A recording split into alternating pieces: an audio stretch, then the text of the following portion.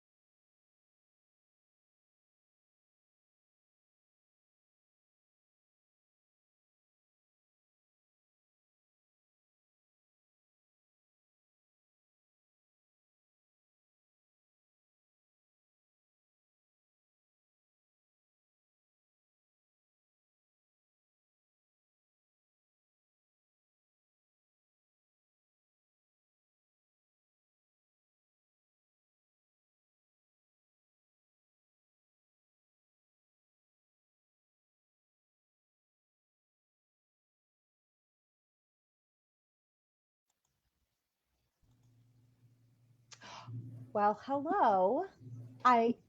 We're going to go ahead and get started. I'm not sure where Chris is. But here he is. He's here. We'll pop him on here. He doesn't know that he's jumping into Chris, we're live. We're live. Perfect. I'm trying different things on my static. Well, we've got quite a bit of static coming from you. So while Chris works on that, we will go ahead and welcome everybody back for Giving Tuesday now with the Greater Salina Community Foundation. My name is Megan Roble with the foundation. I'm the communications director, and Chris is also with the foundation. There he is. Say hello, Chris. Hello, everybody. There, we can hear him. He's been having some technical problems with his microphone, but he's a trooper today. But we have been having so much fun, regardless of technical things, talking to all of our nonprofit friends across town. And up next, we have with us here, this direction, not that direction, Misty from the Salina Arts Center. So welcome, Misty. Thanks for joining us. Misty, hey, good morning. Good morning. Thank you for taking the time to jump on here with us. Absolutely. I guess we'll go ahead and start off by just asking you how things have been, just a kind of a general update on your experience and how things have been going the last few months, I guess. Okay, well, the Art Center was in a unique position when all of this happened. We were on the verge, literally, within days of opening the largest exhibition of our entire season. We have 92 works hanging in the Art Center that were right in the end stages of installation, 63 artists from 10 states represented, funded by the National Endowment for the Arts. So this was a huge project for us and literally opened the day that everything shut down. So we really had to pivot quickly and figure out what we could possibly do to engage people in the arts. What was really nice is that we have seen people turning to the arts and humanities sort of as an escape to what's going on, or a way to keep themselves engaged with their communities or ideas that are happening around the world. So we really had this unique perspective of being able to sort of dovetail into people's lives and engage them with an exhibition that they may have not otherwise seen. Sure. That sounds like you guys made a positive out of the situation. And that walks into the next question as far as maybe what positives you've seen come from this, and what you just mentioned there. Do you see you guys implementing some of those plans and processes moving forward for families as an opportunity? You know, I think one of the most shocking things that has come out of the last couple of weeks is how many people are contacting me saying that this is the best exhibition that they have seen at the Art Center in years. They're excited by it. They love all the artist interviews that we're doing. They love all of the art projects that you can do that are inspired by the artists. And I think that's such an ironic comment, since it is the only exhibition nobody has ever seen. It has never been, nobody's been in this building to see it.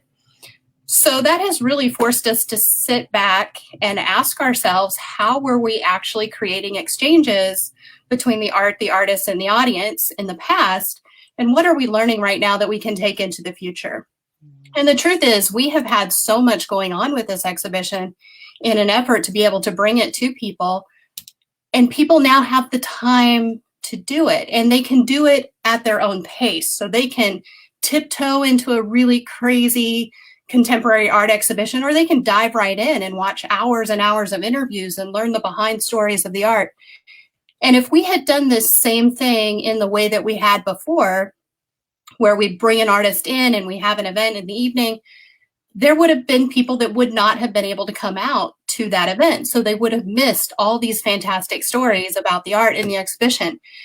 So what we're learning is that we need to create alternative ways for people to engage with anything that we're doing at the Art Center, whether it be an exhibition like we are now. We're also starting to stream films from the cinema, which is something we thought we would never do. But people are going to movies now that they may not have come down and been able to see at the cinema. People are doing different types of art classes with us. So we definitely see that there's a lot of opportunity for us to learn from what's happening and take it forward to really engage people in contemporary art without this notion that they have to actually step foot in the museum. Bring art to the people. Exactly. Yes. We live in this world where people want everything coming to them. Like you said, it's so busy that's kind of like today. We're like, well, how do we tell the stories of our nonprofits without forcing people to read something? So that's what this is all about, providing that platform. So you nailed it. Learning and evolving. Well, we've been sort of wrapped in the safety of, we know exactly what an art museum is, and we know exactly how we're supposed to behave, and we've just been cocooned in that, and we were just forced to figure something out outside the box. I think the first couple of weeks we might have thought, well, we'll just hold our breath and we'll get through this and then we'll be fine. And as it progressed, we realized we were going to have to emerge as a completely different type of art center, a completely new version of ourselves. And that can't just go away. Well, and that's pretty amazing, because I know our team has taken advantage of some virtual opportunities through our team meetings. And you mentioned it, that you can't always get out to places. It's just not always conducive, whether it's time or ability to get out and go places. So we've definitely jumped on as a team to the zoo. We've checked out the zoo, San Diego Zoo out in California. We've checked out some theater stuff online and definitely some art stuff. So you mentioned it. Words are not coming to me. Your yes, we watched the shortened version on YouTube and definitely checked into that one too. And it gave us some great talking points in our Friday morning coffee chat. Good. Yeah. Good. Excellent. So what challenges do you see lying ahead as everything kind of moves forward? Well, the challenges for us lie in people's perception of safety. How do we get them back into the habit of going to the cinema or taking a class or coming to the art center, or questioning whether we really need to spend the time worrying about that? And how do we incorporate what we're learning now versus how we did things before, and still sort of meet all of those needs of all the different types of audience members that we have.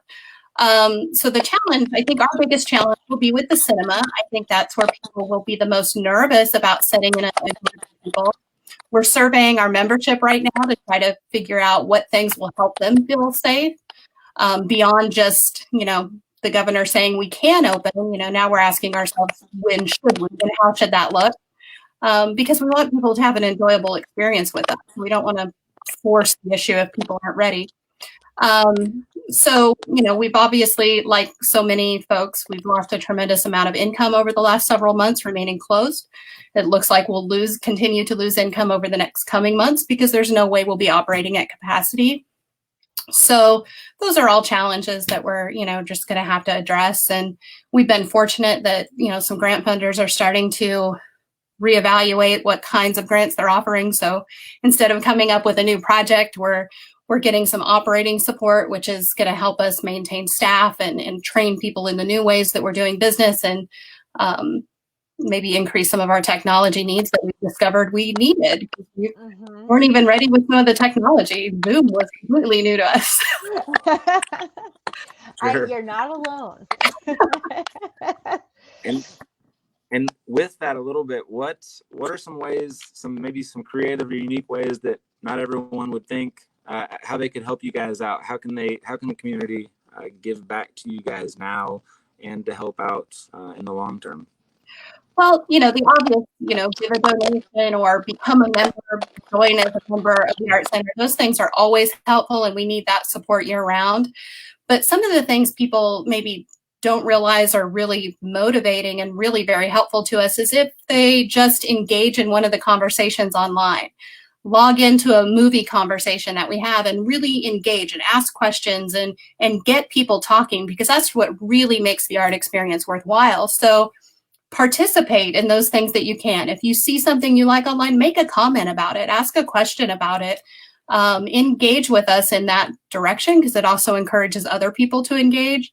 And that engagement is what's really intoxicating about art, and it makes you feel good and like you understand and you want to see more. And so that engagement is really important. Also, just stream a movie from us. Our distributors are so generous, and we have these great relationships with them. So stream a movie. We get a percentage of that back, and that helps keep our cinema going during this shutdown. So you're telling us that to help you, we just have to sit at home and watch movies. Yes, sit at home and watch movies. and look at cool art. I think we can do that. That's art. And comment like, "Oh, that was a great piece," or "I don't know," say whatever. But just, that's really what I think is most helpful to us, because it lets people know that they're part of the conversation, and we want them to be part of the conversation. And that engagement has not died off just because we're not physically open, that we can still engage in art. And that's a cool way, I think, for people as we're socially distant. I think socially is an interesting word sometimes, because I think in some ways we're socially more connected, just not physically together. So commenting on the art and sharing those virtual art experiences gives people a way to be connected socially and share those intellectual conversations while we're all apart. Absolutely. And as you're checking out other museums, like you guys said, you've done lots of things. And I know I have even gotten to go to some lectures at MoMA and some different things that I never would have gotten to do otherwise. Let us know which things you really love, because those might be things that we can replicate or try to bring home to Salina. So don't be afraid to say, hey, I did this at some other art museum or art center and you really enjoyed it, because that can be helpful to us as well. Yeah, awesome. Well, Misty, it sounds like you guys have really, as unfortunate as these times are, you guys have taken advantage of the opportunities out there to stay positive and find ways to impact lives throughout the community and make some positive changes and look at the good perspective moving forward and how things could be. So thank you for taking the time with us this morning. Well, and thank you guys. We're so lucky to be in Salina. We have such a generous community, and our art is so fantastic. And we just really appreciate you guys taking the time to highlight what we're doing. And thank you, Salina, and everybody who supports the foundation and the Art Center. So we are very lucky. So remind us one more time, if we want to support your operational needs now, how can we do that?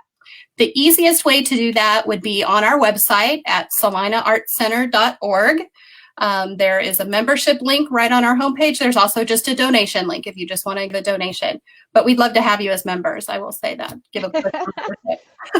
Awesome. Well, thank you so much, Misty. It has been a pleasure. Yeah. And like I said, we've enjoyed checking out your virtual opportunities. And so we hope everyone else jumps on and takes advantage of that as well. So Absolutely. Good luck. thank you. Have a great Thanks, day. Misty. Happy Giving Tuesday in May. All right. Bye, Misty. Bye. All right, Chris. I muted you there for a second because there's some feedback. Oh, he's gone. All right, cool. Well, thank you all for tuning in. That was Misty Serene from the Salina Art Center. Just a note that if you're just now joining us, if you jump over into the the Give Salina Facebook group or check out the Greater Salina Community Foundation Facebook page, you can catch all of our live interviews. We'll be doing these until 4:30 this afternoon with different nonprofits throughout Salina and the Saline County area. To highlight the generosity going on in our community and the needs of some of our local nonprofits as the world begins to open back up. So with that, our next interview will begin at 11 o'clock. We will be on with Melanie Hedgespeth from the Salina Public Library. So stay tuned and we will see you very soon.